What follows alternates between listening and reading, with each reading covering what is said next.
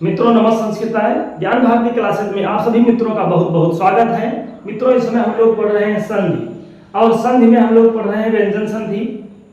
व्यंजन संधि का एक सूत्र हम लोग पढ़े थे इसकी पहले वाली क्लास में। वो सूत्र था मोराज समह को, और मोराज समह को का उदाहरण बना था समधन राट बराबर सम्राट। इसके आगे हम लोग पढ़ते हैं और ये सूत्र है रसाभ्याम नोड़ा समान पदे। सूत्र है रसाभ्याम नोड़ा समान पदे। रसाभ्याम नोड़ा समान पदे और उसके आगे लिखा है अटकुप्वान नुम व्यवाय अपि। अटकुप्वान नुम व्यवाय अपि, इसको हम लोग अलग अलग करके लिखेंगे। अट उ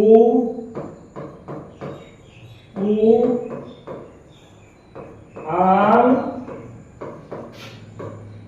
नुम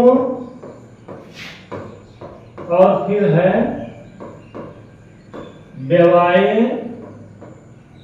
अपि।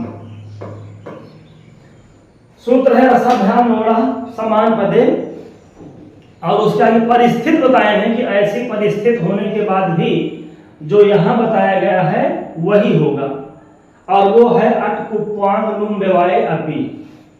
इसकी व्याख्या हम लोग देख लेते हैं। रा मूर्धन्य सा और री, वो चाहे ह्रस्व हो चाहे दीर्घ हो। रा मूर्धन्य सा और री के बाद अगर आता है ना तो हो जाएगा ना के स्थान पर रा। जब रा के बाद ना आए तो रा हो जाएगा, और जब मूर्धन्य सा के बाद ना आए तो रा हो जाएगा रा मूर्धन्य सा और री। इसके बाद अगर री ना आता है तो ना के स्थान पर हो जाएगा रा।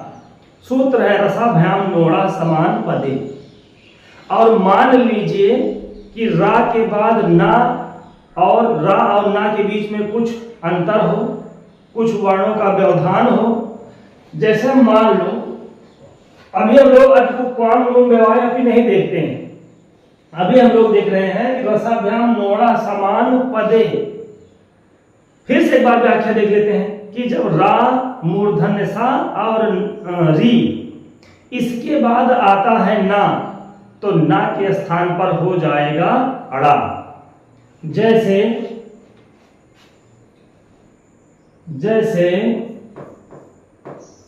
री धन ना, जैसे री धन ना। नियम कहता है कि जब री के बाद ना आवे तो ना के स्थान पर रा हो जाएगा। ये री है और री के बाद ना है, तो जब री के बाद ना आ जाए तो वहां हम लोग ना के स्थान पर रा कर देंगे और हमारा रूप बन जाएगा ये ऋण। ये ऋण हो गया। और जब रा के बाद ना आए तो भी ना के स्थान पर रा करेंगे। जैसे चतुर धन नाम। चतुर के अंत में रा है और आगे ना है, तो जब रा के बाद ना आ जाए तो रा हो जाएगा। तो यहां पर भी हम लोग क्या कर देंगे, यहां पर कर देंगे चतुर राम। हाँ, एक चीज और, यह है समान पदे होना चाहिए। एक ही पद में एक ही पद होना चाहिए, नहीं कि दो अलग अलग पद हों। दो अलग अलग पद नहीं होने चाहिए, एक ही पद में। देखो ये जो ऋण है ना, यह ऋण है, ये ऋण एक पद है। और चतुर धन नाम चतुर राम भी तो एक पद है।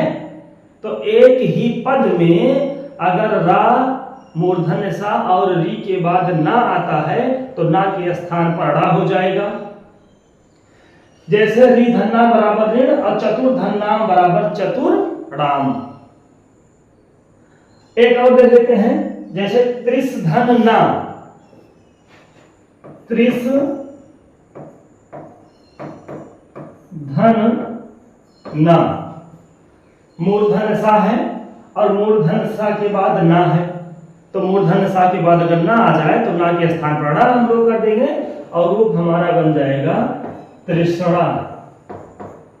ये तृष्णा, ऋण और चतुर्णाम, ये हम लोग सूत्र पढ़े हैं। रसाभ्याम नोड़ा समान पदे, जब रा मूर्धन सा और री के बाद ना आए तो ना के स्थान पर ड़ा हो जाएगा, लेकिन शर्त उसके लिए एक ही है कि वो एक ही पद में होना चाहिए, एक ही पद का रा और ना होना चाहिए, अलग अलग से नहीं कि दूसरा पद है और दूसरा पद है, नहीं, एक ही पद में समान पद इसीलिए कहा गया है। तो ये तो हम लोग देखिए कि जब रा मूर्धन सा और री के बाद समान पद हो तो री के बाद ना आए थोड़ा हो जाएगा, वो समान पद होना चाहिए। लेकिन देखो यहां री के बाद तुरंत बाद ना है और रा के तुरंत बाद ना है और इधर भी मूर्धन सा के तुरंत बाद ना है, और मान लो रा और ना के बीच में कुछ दूसरे वर्ण आ जाएं, कुछ अक्षर आ जाएं, कुछ वर्णों का व्यवधान हो जाए, तो वहां पर क्या होगा, वहां पर भी ना को ड़ा ही हम लोग करेंगे। लेकिन शर्त उसके लिए ये है कि वो अट प्रत्याहार का वर्ण होना चाहिए। आ ई उड़ से लेकर के आ ई उड़ के आ से लेकर के हायवरट के टा तक जितने भी वर्ण हैं वो अट प्रत्याहार के हैं। आई उड़ ऋ एवं आयावच हायवरट, 5 सूत्र हैं ये वाले। तो आई उड़ के आ से लेकर हायवरट के टा तक जितने भी वर्ण हैं वो अट प्रत्याहार के हैं।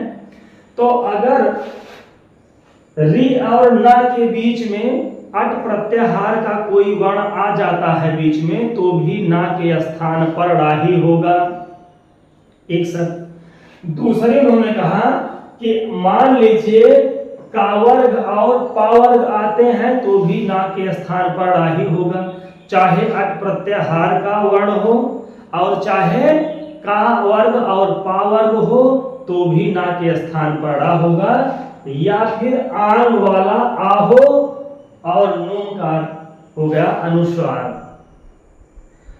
अट प्रत्याहार बीच में आते हैं, चाहे एक वर्ण हो चाहे अनेक वर्ण हो।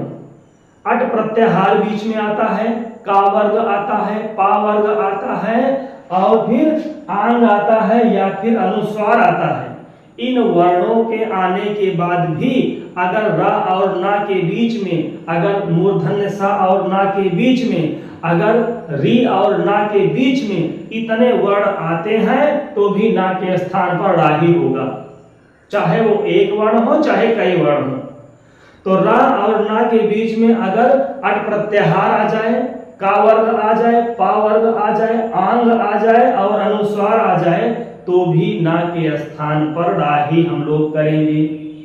ये तो री के बाद ना आ गया तो ऋण बना दिए क्योंकि बीच में किसी भी वर्ण का व्यवधान नहीं है। उसी तरह रा के बाद ना आ गया, रा और ना के बीच में कोई भी दूसरा अक्षर नहीं है तो भी ना को ड़ा कर दिए, और इधर मूर्धन्य सा के तुरंत बाद ना आ गया तो भी हम लोग ना के स्थान पर ड़ा कर दिए। और मान लीजिए इन दोनों के बीच में व्यवधान किसका हो, अट प्रत्याहार का हो, का वर्ग हो, पा वर्ग हो, आंग हो और अनुस्वार हो तो भी ना के स्थान पर हम लोग ड़ा ही करेंगे। जैसे उदाहरण है मित्रा धननी,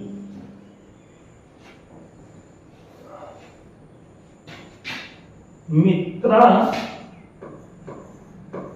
धननी, ये मित्रा धननी है।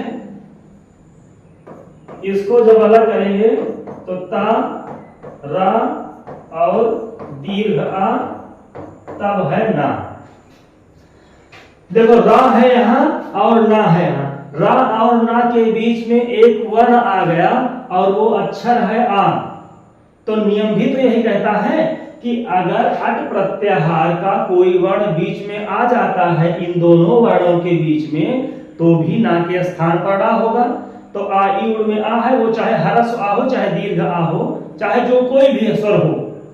तो यहाँ पर आ गया, तो आ आने के बाद भी तो हम लोग यहाँ ना को अड़ा करेंगे, तो हमारा रूप बन जाएगा मित्राणि। ये हो गया मित्राणि। और उसी तरह है जैसे द्रव्य धन ना, समझिएगा बहुत आसान है।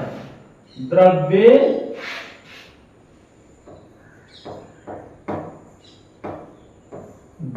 धन ना, इसको जब अलग करेंगे दा और दा के बाद रा में ह्रस्व आ है। ये जो द्रव्य में द्रा है ना, दा में रा लगा है, रा पूरा है और दा आधा है। फिर वा, फिर या, ए, फिर ना। द्रव्य ऐसे बना, दा है और दा के बाद फिर रा है, रा में ह्रस्व आ है, फिर वा है, फिर या है और या में एक ही मात्रा है, और फिर उसके बाद ना है। तो नियम भी यही कहता है कि अगर रा और ना के बीच में, देखो यहां से रा और ना के बीच में अट प्रत्याहार का कोई वर्ण आता है, का वर्ग आता है, पा वर्ग आता है, आ आंग आता है और नुम अनुस्वार आता है। इतने वर्ण बीच में आएंगे तो भी ना के स्थान पर रा ही होगा। रा यहाँ है और रा और ना के बीच में देखो व्यवधान कितना है, आ, वा, या और ए। ये जो आ है अट प्रत्याहार का है, ये जो टा है हैवरट में आता है, ये भी अट प्रत्याहार का है, या भी अट प्रत्याहार का है और ए भी अट प्रत्याहार का वर्ण है। तो जब अट प्रत्याहार बीच में आ गया तो भी ना को उड़ा कर देंगे और हमारा रूप बन जाएगा ये द्रव्य धन्ना बराबर द्रव्येण।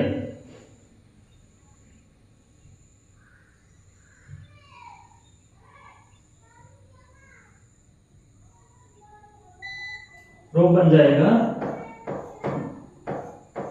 द्रव्येण। द्रव्येण कैसे बना, तो ना के स्थान पर हम लोग अड़ा किए हैं और हमारा सूत्र है रसाभ्याम नोड़ा समान पदे। इसी तरह और उदाहरण है, जैसे रामे धन्ना, रामे जैसे रामे धन ना, रा है और फिर उसके बाद दीर्घ आ है और फिर उसके बाद मां है, मां में एक ही मात्रा है और ना है। तो रा और ना के बीच में कई वर्ण हैं। ये तो आ है अट प्रत्याहार का हो गया, इधर ए है ये भी अट प्रत्याहार का होगा, और बीच में आ गया मां, तो मां भी तो पवर्ग का है, चाहे अट हो, चाहे कवर्ग हो, चाहे पवर्ग हो, चाहे आंग हो, चाहे अनुस्वार हो। बीच में ये सारे वर्ण अगर आते हैं तो भी ना के स्थान पर हम लोग अड़ा ही करेंगे और हमारा रूप बन जाएगा रामेण।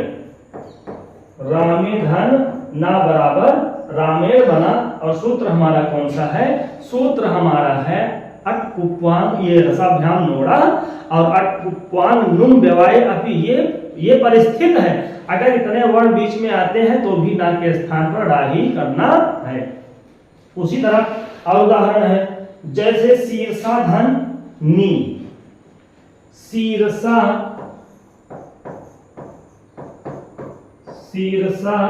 धन नी हो गया, ये सा हो गया, इसमें बड़ी मात्रा लग गई और फिर रा, फिर मूर्धन सा, फिर आ, फिर नी। तो सा के बाद ना है तो ना के स्थान पर अड़ा कर देंगे, और ये जो आ है ये अट प्रत्याहार का है, तो अट प्रत्याहार अगर बीच में आता है तो भी ना के स्थान पर अड़ा ही करना है। तो शीर्षा धन्नी बराबर रूप हमारा बन जाएगा शीर्षाणि। पितृधन नाम, पितृधन नाम,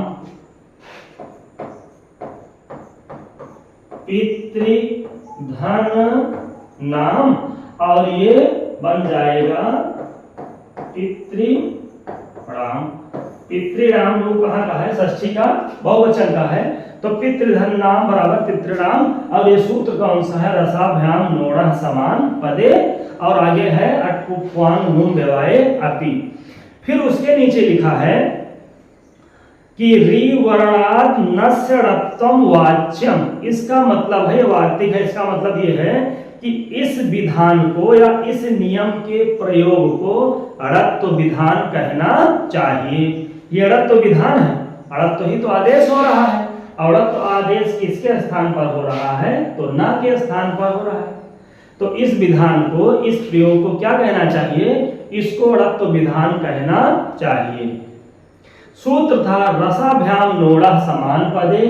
रसाभ्याम नोड़ा समान पदे क्या करता है कि रा मूर्धन सा और री के बाद अगर ना आए तो ना के स्थान पर रा कर दीजिए, और अगर री और ना के बीच में, रा और ना के बीच में, मूर्धन सा और ना के बीच में अट प्रत्याहार का कोई वर्ण आ जाए, बीच में का वर्ग बीच में आ जाए, पा वर्ग बीच में आ जाए, आंग का आ जाए, या फिर अनुस्वार आ जाए, तो भी हम लोगों को ना के स्थान पर रा ही करना है। रूप हमारे बन गए जैसे ऋण चतुर्धन्नाम चतुर्णाम द्रव्य धन्ना बराबर द्रव्य, शीर्षा धन्ना नी बराबर शीर्षाण, कृष धन्ना बराबर कृष्णा, उसी तरह कृष धन्ना बराबर कृष्णा, कृष धन्ना बराबर कृष्ण, मित्रा धन्नी बराबर मित्राण, पितृ धन्ना बराबर पित्राण, और रामे धन्ना बराबर रामेण।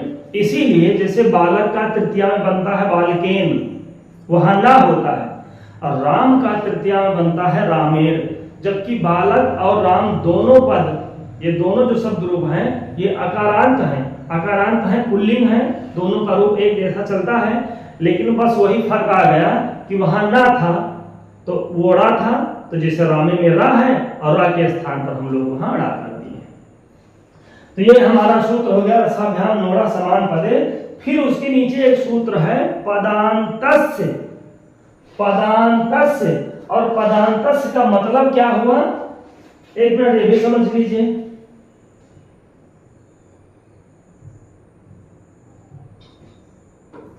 पदांतस्य का मतलब ये हुआ कि अगर ना, कुछ मिटा दिया जाए थोड़ा बहुत,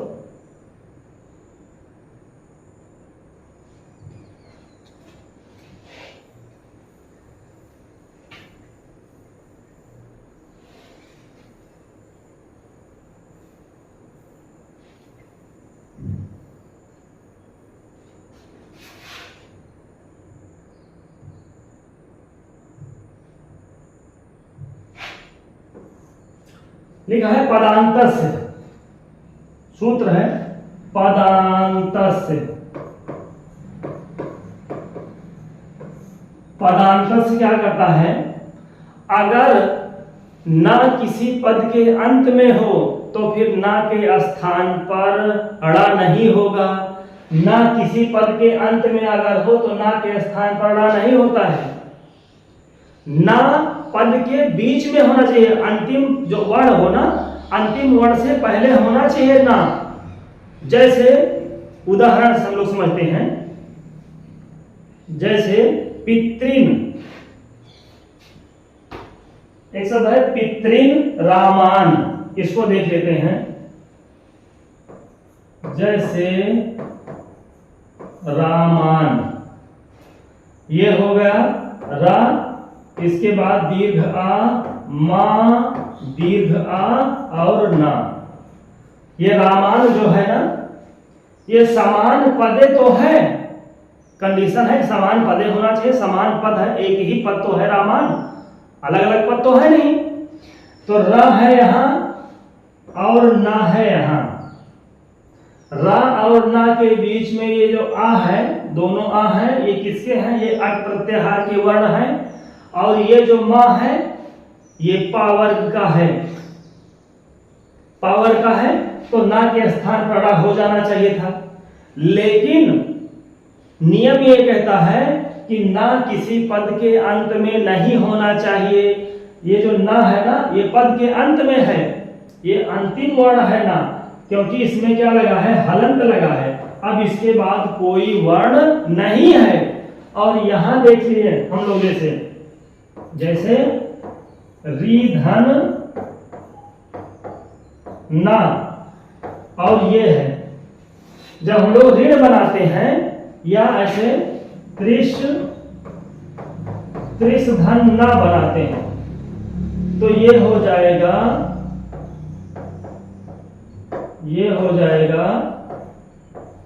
ना और ये हो जाएगा आ। देखिए दोनों में अंतर क्या है। पदांतस क्या कहता है कि अगर पद के अंत में ना है तो फिर ना के स्थान पर नहीं होगा। ये जो ना है ये पद के अंत में है, इसके बाद कोई भी वर्ण नहीं है। लेकिन जब री धन ना हम लोग ऋण बनाते हैं, जब ये ऋण बन गया तो यहाँ देखते हैं हम लोग ना कि ना में हर्ष आ लगा है और ये पद के अंत में ना नहीं है, पद के अंत में तो आ है। उसी तरह से त्रिश धन ना के बाद दीर्घ आ है, तो ना पद के अंत में तो है नहीं, ना के बाद भी एक वर्ण है। तो अगर पदांत होना है ना तो पदांत ना को हम लोग बड़ा नहीं कर सकते हैं। ये पदांत से सूत्र कहता है कि अगर पद के अंत में ना हो तो फिर उसके स्थान पर अड़ा हम लोग नहीं कर सकते हैं। और एक चीज लिखा है किंतु ऋषि धन, उसी के पहले लिखा है किंतु ऋषि धन निवासा, ऋषि निवासा बनेगा, ऋषि निवासा नहीं होगा। इसको भी देख लेते हैं। जैसे ये ऋषि और निवासा, ये ऋषि धन निवासा, ऋषि अलग पद है और निवासा अलग पद है। तो नियम कहता है कि एक ही पद होना चाहिए, समान पदे इसीलिए कहा गया है। एक ही पद होगा तो तभी नाकोड़ा होगा। और ये ऋषि अलग पद है और निवास अलग पद है, तो जब दो अलग अलग पद हो गए तो फिर वहां नाकोड़ा नहीं होगा। ऋषि धन निवासा को ऋषि निवासा बनेगा, ऋषि निवासा नहीं होगा। तो ये हो गया हमारा सूत्र रसाभ्याम नोरा समान पदे अट उपपान नुम व्यवाय अपि अरिण वर्णात नस्य वाच्यम का मतलब है इस विधि को रत्त विधि कहना चाहिए, रत्त विधान कहना चाहिए। वह पदांतस कहता है कि अगर पद के अंत में ना हो और उसके बाद सारी प्रक्रिया फॉलो हो रही है, सब कुछ नियम लग रहा सही, तो भी ना कोड़ा नहीं करेंगे क्योंकि वो ना पदांत है। फिर उसके बाद हम लोग जानते हैं कि जब अलग अलग दो पद आ जाएं तो भी ना कोड़ा नहीं करेंगे। वो नियम कहता है कि समान पदे, एक ही पद में होना चाहिए ना कोड़ा। तो आशा करते हैं कि ये सूत्र आप लोगों की समझ में जरूर आया होगा। अब इसके बाद हम लोग सूत्र पढ़ते हैं। एक है अपदांतस्य मूर्धन्यः इडको, अपदांतस्य मूर्धन्यः इडको।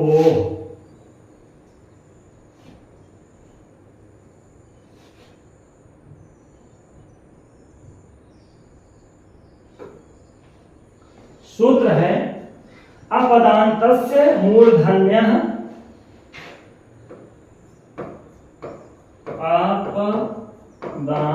अपदांतस्य मूर्धन्यः, और फिर आगे है इडको, अलग अलग कर दे रहे हैं, इड और कोह। अब वो होना चाहिए आदेश प्रत्ययो, आदेश प्रत्ययो, इसमें कई सूत्र लगे हैं। आदेश प्रत्ययो अपदांतस्य मूर्धन्यः इडको आदेश प्रत्ययो। पहले हम लोग बाबूराम ससाना जी की लाइन देख लेते हैं। इन्होंने कहा जब इड, और इड एक प्रत्याहार है जिसमें हर्ष या दीर्घ आ नहीं आएगा, बाकी सभी स्वर आएंगे। आ को छोड़ करके ई उ री ए ओ ऐ औ हा या वा रा ला लण के अड़ा तक जाएगा। इड प्रत्याहार, इड प्रत्याहार आ को छोड़ करके ई से लेकर और लण के अड़ा तक गया। फिर उसके बाद है कि यदि इड अर्थात हर्ष या दीर्घ आ को छोड़ करके किसी भी स्वर किसी भी स्वर, जितने भी स्वर हैं आ को छोड़ करके, अंतस्थ वर्ण वही यावर वाला हा, हैवर्ट वाला हा, फिर अथवा का वर्ग के बाद ये को कहां से आया, ये हो गया को, ये का वर्ग है, तो का वर्ग के बाद कोई प्रत्यय वाला हो या फिर आदेश वाला दंती सा हो तो उसके स्थान पर हम लोग मूर्धन्य सा कर देते हैं और वो होना चाहिए अपदांत। अपदांत, अपदांत क्या होना चाहिए, अपदांत सा होना चाहिए, पद के अंत में नहीं, जैसे अभी इसके पहले हम लोग कहे थे कि ना अपदांत होना चाहिए, पद के अंत में नहीं होना चाहिए, कि जब दंती सा पद के अंत में ना रहे, अपदांत हो, और हाँ तो उसको हम लोग दंती सा को बना देंगे मूर्धन्य सा। उसके पहले उन्होंने कहा वर्ण कौन सा होना चाहिए, इण प्रत्याहार। इण प्रत्याहार में आ ई उ, आ को छोड़ करके ई से लेकर के और लड़ के र तक करेंगे, और कु मतलब का वर्ग। जब इण प्रत्याहार आता है, बस ऐसे समझ लीजिए, बराबर मूर्धन्य सा, दंती सा को हम लोग मूर्धन्य सा बनाएंगे, दंती सा को हम लोग मूर्धन्य सा बनाएंगे, लेकिन इस दंती सा के पहले क्या आना चाहिए, इसके पहले आना चाहिए इण प्रत्याहार का कोई वर्ण, ई उ री री ए ओ ऐ औ हा या वा रा, फिर होना या फिर होना चाहिए कावर का ख गा घा अंगा।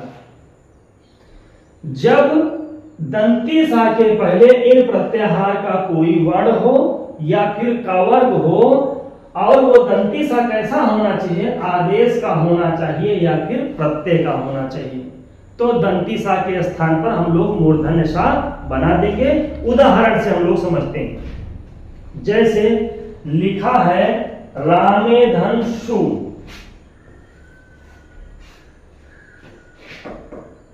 जैसे रामे धन सु, ये जो रामे और सु लिखा है, ये जो सु पद है ना, सुप हम लोग लगाते हैं, सु अवजस अमौट षष्ठाभ्याम भी, ये हम लोग लगाते हैं। तो सुप कहाँ का रूप है, सुप है सप्तमी का बहुवचन, और रामेश हमारा वही तो बनता है सप्तमी के बहुवचन में, रामे रामयो रामेश। ये रामेश में जो सा है ये अपदांत है, देखो लिखा है अपदांत से होना चाहिए दंती सा, अपदांत है। अपदांत का मतलब ये हुआ कि ये पहले सा है और सा के बाद उ है, तो पद के अंत में तो उ है, तो सा कहाँ है, अपदांत है, पद के अंत में नहीं पहले है, तो सा हो गया। और उन्होंने कहा कैसा होना चाहिए सा, आदेश का होना चाहिए या फिर प्रत्यय का होना चाहिए। तो हम लोग जानते हैं कि जब सुप और तिन लगते हैं तो पद बनता है, तो इसमें सुप लगा है तो ये प्रत्यय का तो हुआ, और फिर उसके पहले क्या होना चाहिए, तो उसके पहले होना चाहिए, उसके पहले होना चाहिए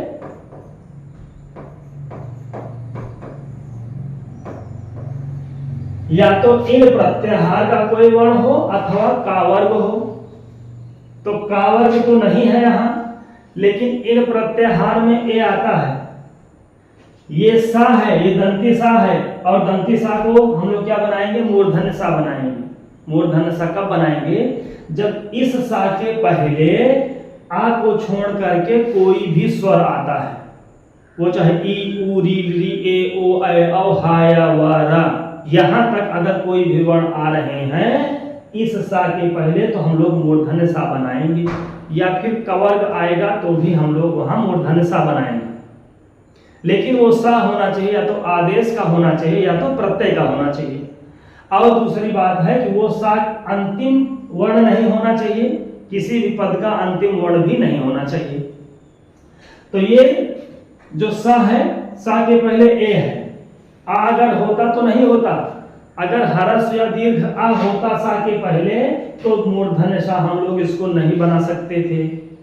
और उसके बाद भी अगर हम लोग देखते हैं, अगर वो अंतिम पद होता, पद का अंतिम वर्ण होता तो भी नहीं बन सकता था।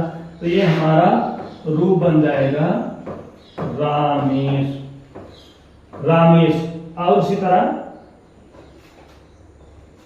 जैसे लिखा है वने धनसु, वने धन सु, ये हो गया ना और ए धन, ये सा और उ। ये सा है, ये प्रत्यय का है, आदेश और प्रत्यय का सा होगा तभी बनेगा। तो ये सा प्रत्यय का है और उसके पहले आ नहीं है, और सा पद के अंत में भी नहीं है, पद के अंत में हर्ष उ है, तो ये अपदांत सा हो गया। और अपदांत सा के पहले इण प्रत्याहार का वर्ण हो गया, तो इस सा को हम लोग बना देंगे, इस दंती सा को हम लोग बना देंगे मूर्धन्य सा, और हमारा रूप बनेगा वनेश। ये वनेश होगा। इसी तरह बहुत सारे उदाहरण हैं, जैसे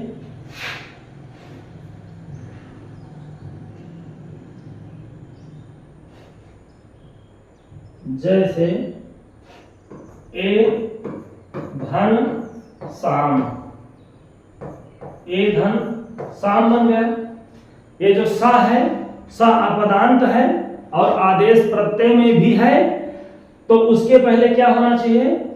आ को छोड़कर कोई भी स्वर होना चाहिए, तो आ नहीं है, ए है, तो ये रूप हमारा बन जाएगा ए साम। देखो जब हम लोग रूप पढ़ते हैं सहतौते, सहतौते रूप पढ़ते हैं तो ऐसे बनता है सह। और जब हम लोग पढ़ते हैं ऐसा एतो एते, तो फिर जब इसके पहले ए लग जाता है तो ये फिर दंती सा के स्थान पर मूर्धन्य सा हो जाता है। तद और एतद का रूप है। सह बनाएंगे तो दंती सा है, और जब ऐसा बनाएंगे तो मूर्धन्य सा हो जाएगा, क्योंकि इस सा के पहले क्या लगा है? इस सा के पहले ए लगा है, और ए इन प्रत्याहार का वर्ण है।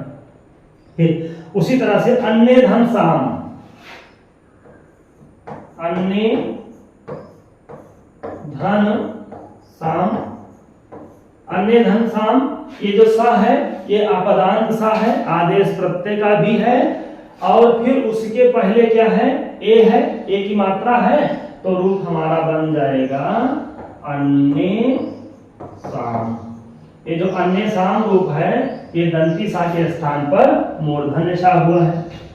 इसी तरह से बहुत सारे उदाहरण हैं, जैसे लिखा है मतिषु, नदीषु, वनेषु, वधुषु, सारे रूप जिसमें जितने भी रूप हैं और जिसमें भी मूर्धन्य सा है, उसके पहले देखें वनेषु में ए की मात्रा है सा के पहले, और मतिषु में ता में छोटी ई की मात्रा है सा के पहले, नदीषु में भी दंती सा के पहले जब बड़ी ई की मात्रा है तभी मूर्धन्य सा हुआ है, और फिर उसी तरह से धेनुषु, धेनुषु में भी ऊ की मात्रा है सा के पहले, वधूषु सा के पहले ऊ की मात्रा है, फिर उसके पहले धात्रिषु, हाँ धात्रिषु में भी री है, और री भी तो इन प्रत्याहार का वर्ण है, ई उ री री में ई है। फिर उसके बाद उसी तरह से गोसु, ग्लौसु, बहुत सारे उदाहरण हैं जब दंती सा के पहले आ को छोड़कर कोई भी स्वर हो, इन प्रत्याहार का कोई वर्ण हो, या फिर का वर्ग हो, तो वहां पर हम लोग मूर्धन्य सा कर देते हैं।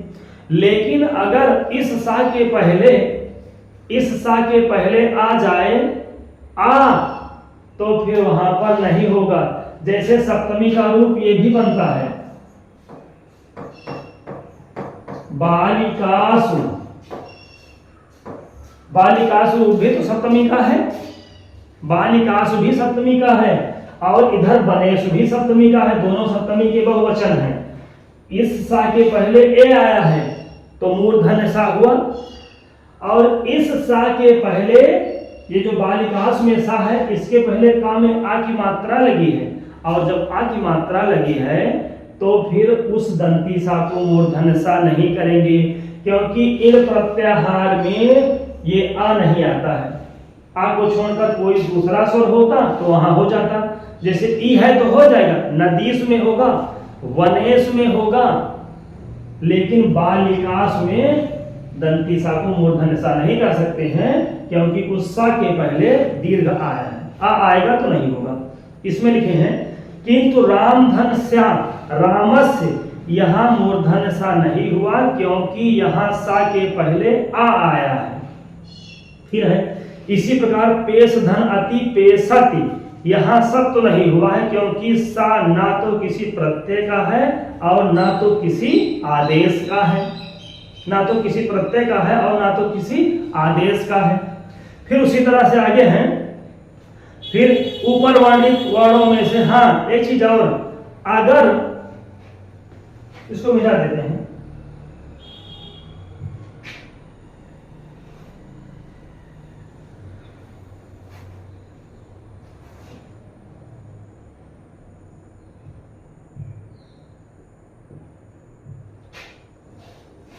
एक चीज और नीचे लिखा है नुम विसर्जनीय सर्वया वायो अपि, इसका मतलब ये हुआ, नुम का मतलब होता है अनुस्वार। अनुस्वार किसके स्थान पर हम लोग करते हैं, तो अनुस्वार हम लोग करते हैं ना के स्थान पर। जैसे लिखा है धनुन धन सी,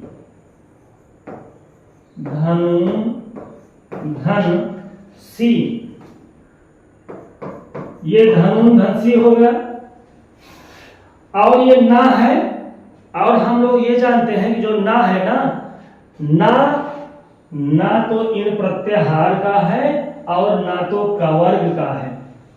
एक उदाहरण हम लोग ये देखें कि जो धनुन सी है, धनुन धन सी, धनुन के अंत में ना है, और इसको हम लोग बनाएंगे ऐसे,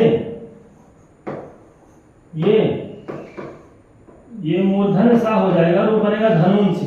तो यहां धनुन सी क्यों बना, ना तो है, ना को तो कहे नहीं कि अगर ना होगा तो भी मूर्धन्य सा होगा, लेकिन अगर हम लोग क्या करते हैं, ना के स्थान पर मूर्धन्य वो करते हैं, सॉरी अनुस्वार कर देते हैं।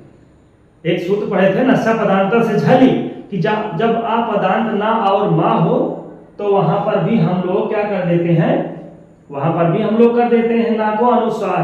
तो ये बन जाएगा ऐसे, ये बन जाएगा धनु धन सी, और नियम कहता है कि जब सा के पहले अनुस्वार आ जाए, ये लिखा है, हाँ इसमें लिखा है नुम विसर्जनीय, नुम हो, नुम मतलब वो अनुस्वार हो। जब अनुस्वार हो तो अनुस्वार के बाद अगर आता है दंती सा तो भी वहां पर मूर्धन्य सा हो जाएगा। जैसे ये हो गया धनुन, ये धनुन था, ना था, और ना के स्थान पर हम लोग क्या कर देते हैं, नस्सा पदांतर से झल से अनुस्वार कर देते हैं। तो जब अनुस्वार हो गया, अनुस्वार के बाद दंती सा आ गया, तो भी हम लोग उसको मूर्धन्य सा बना देंगे। और सूत्र लिखा है नुम विसर्जनी, यहां पर भी हम लोग क्या बनाएंगे, यहां पर भी हम लोग उसको बनाएंगे दंती सा को मूर्धन्य सा। तो आज हम लोग पढ़े हैं, सूत्र है रसाभ्याम नोरा समान पदे व पदांतस्य रिवर्णात् नस्य रत्वम वाच्यम अपदांतस्य मूर्धन्य इनको आदेश प्रत्ययो। तो यहाँ तक हम लोग आज पढ़े हैं, और फिर अगला सूत्र पढ़े हैं नुम विसर्जनीय सर्व वायो अपि। तो मित्रों बस आज की क्लास में इतना ही, मिलते हैं अगली क्लास में, तब तक के लिए नमः संस्कृताय, धन्यवाद।